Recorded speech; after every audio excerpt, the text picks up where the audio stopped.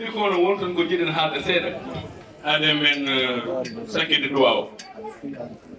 il faut kam ganden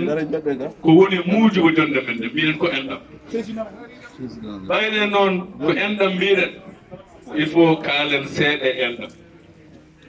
Allah de wi'ene qur'ana ko waja'alnakum shu'uban wa qaba'ila lita'arafu Allah wi'ani litaqatalude Allah wi ko mi waɗi on leƴƴi e ginde pour holɗum ha gandodiron firtani yimɓe ɓe ɓuuri ɓe walla ɓe ɓuuri ɓe ala Allah waɗi leƴƴi ɗi waɗi ɓe ɗum ɗo waɗi ɓe ɗum ɗo pour ha gandodiren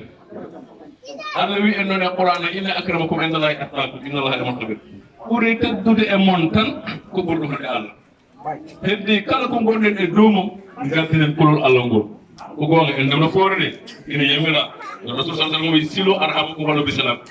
jokke ende mo tay silo ko salminama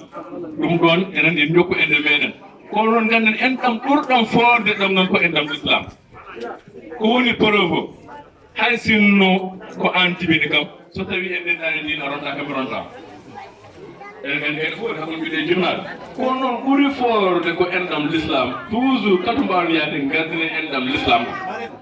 en juuɗata kono fewi ko yiɗoɗo sirtandan wa akhir dawana alhamdulillahi rabbil alamin ƴen mbaɗen fati salatul fati ande ɓaɓe ñenne yo Allah hawdire moƴƴere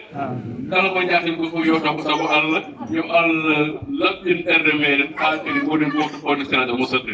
fati salatul fati ande ɓaɓe ñenne